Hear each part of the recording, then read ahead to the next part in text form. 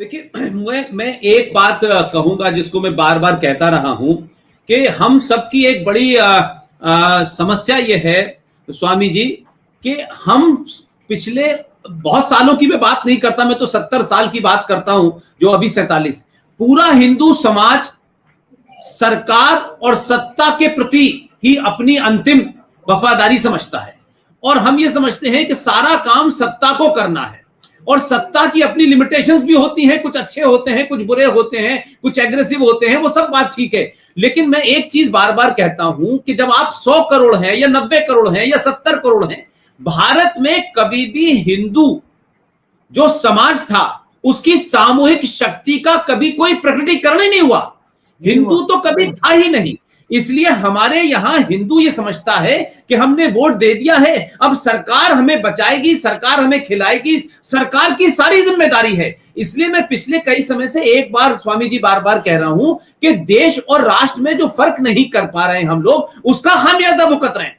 हम समझते हैं कि देश ही सब कुछ है, देश एक भूमि का टुकड़ा है, उसकी सेना उसकी सुरक्षा करती है, उसका प्रधानमंत्री है, उसमें कोर्ट है, कचहरी है, पुलिस है, ये संविधान से चलेगी, कितने भी बड़े राष्ट्रवादी आ जाए। लेकिन जब समाज की सामूहिक शक्ति होती है तो सरकारें आपकी बात को सुनती हैं। भारत के हिंदू समाज ने पिछले 70 सालों में बार बार यह कहा कि हम यादव हैं, ठाकुर हैं, ब्राह्मण हैं, बनिया हैं, अगड़ा है, पिछड़ा है, इसलिए आपकी शक्ति को छीड़ कर दिया गया। लेकिन आप देखें कि मैं ये नहीं कहता कि कोई बड़ा बदलाव है, लेकिन हम सबकी उम्र के सामने हम 2014 में कौन सत्ता पे आया, स्वामी जी मैं कभी उसको बहुत महत्व नहीं देता, लेकिन मैं एक इसमें लाइट देखता हूं।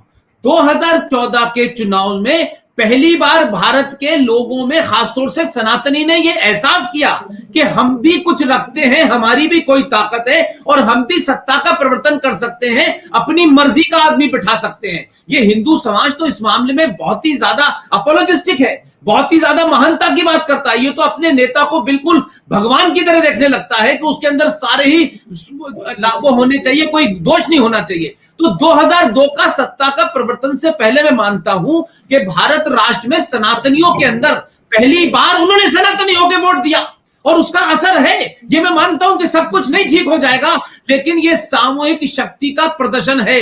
जब तक समाज, खासतौर से हिंदू समाज, सामूहिक शक्ति नहीं बनाएगा, मैं मानता हूं कि आप किसी बड़े से बड़े हिंदूवादी को नेता बना दीजिए, वो आपकी बात नहीं सुनेगा। इसलिए ये 25 करोड़ सामूहिक शक्ति से मायावती, मुलायम सिंह, नीतीश कुमार सबको बैठाते हैं और उनसे नाजायज काम कराते हैं।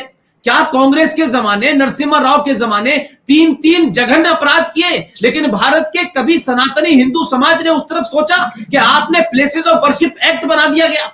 कहा गया कि आताताइयों ने, आक्रांताओं ने, जिहादियों ने जो मंदिर आपके तोड़े, उन मंदिरों पे अब यथास्थिति बनी रहेगी। आपने 1995 के अंदर वक्फ बोर्ड बना दिया गया। कर्नाटक के अंदर हजारों साल पुराना जैनियों का एक मंदिर, वहां जो भी सरकार है उस मंदिर, जैनियों के मंदिर की 200 एकड़ जमीन मुसलमानों को दे दी, क्योंकि 95 के अंदर वक्फ प्रॉपर्टी एक्ट के तहत उन्हें ये ताकत दे दी गई है। तो सवाल यह है कि हमारे यहां समाज ने सामूहिक शक्ति का प्रदर्शन नहीं किया, और हम अपनी हर बात को लेकर यह समझते हैं कि सरकार लड़ेगी, इसलिए वो शाहीन बाग पर बैठते हैं। मैं और आप शाहीन बाग की तरीके से भारत के अंदर जनसंख्या नियंत्रण को लेकर क्यों नहीं बैठते? हमारी 10,000 रुपए पड़े और अगर कोई आंदोलन करें तो हम 10 महीने तक बैठेंगे। तो हम भी ये माने कि हमारे अंदर भी कमियां हैं। हम सब कुछ चाहते हैं कि सबसे आगे नरसिम्हा राव रहे, सबसे आगे तुफैल चतुर्वेदी रहे, सारा समाज कभी क्यों नहीं निकलता। लेकिन एक बात, इस बात से मुझे थोड़ी राहत मिलती है कि आपके सिलसिले से, मेरे सिलसिले से, तुफैल जी के सिलसिले से, जो भी RSN सिंह साहब हैं या तमाम सारे लोग हैं, इनके सिलसिले से पूरे देश विदेश से प्रतिक्रिया हो रही है। और शायद यही वजह है कि इनको ये डर लगने लगा है कि अब हमारे मुंह पे जो हमने पाखंड, झूठ, फरेब कर रखा था इस्लाम के नाम पे, उसकी गुत्थियां सुनने लगी हैं। पढ़े लिखे लोग समझ रहे हैं, इसी से इनको डर है, इसलिए ये इस डर को कत्ल से डराना चाहते हैं। मैं समझता हूं स्वामी श्रद्धानंद के बाद इनको ये मौका मिल गया था कि गांधी जी जिस मूर्खता के साथ श्रद्धानंद की हत्या पे वो नहीं बोले, हमारे नेताओं की गलती के कारण इनके हौसले बढ़े हैं। मैं ये, आप एक बात अपने मन से निकाल दीजिए, क्योंकि आपका जब से मैंने प्रोग्राम के बारे में अनाउंस किया है, हजारों लोगों ने और बहुत महत्वपूर्ण पदों पर बैठे हुए लोगों ने कहा कि उनसे एक बात कहिए कि वो ये कतई ना कहें कि आपका कत्ल होने वाला है। आपका कत्ल नहीं होगा।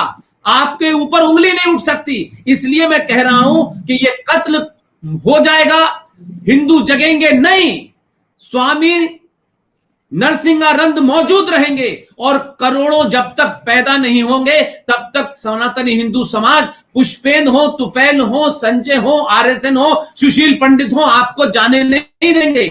अब 1920 नहीं है, 1947 नहीं है, ये 2020 का भारत है। इसलिए आप अपने मन से निकाल दीजिए। ये देश मजबूती के साथ आपके साथ खड़ा है, जिसकी जहां ताकत है वो आपके साथ खड़ा है। मैं सिर्फ आखिर में आपसे एक बात और कहना चाहता हूं।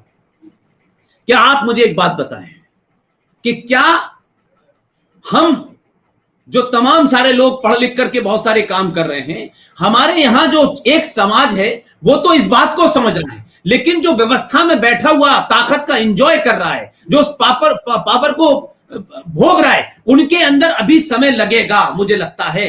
क्या ऐसे में लगातार कांस्टेंट इनकी ये पोल, ये 26 आयतें जिसको लेकर के ZS लोहार जज साहब ने 31 जुलाई 1986 में जजमेंट दिया था कि इनके रहते हुए दुनिया में कहीं भी भाईचारा नहीं हो सकता। तो सवाल यह है कि कुरान पे बात करो तो गर्दन काट देंगे, मोहम्मद साहब पे बात करो तो गर्दन काट देंगे। भैया आपके पास एक्स्ट्रा पावर आई कहां से? ये तो मोहम्मद साहब के मक्का से ज्यादा बड़े अपने आप को इस्लामिक घोषित कर रहे हैं। ये डराने की मानसिकता है।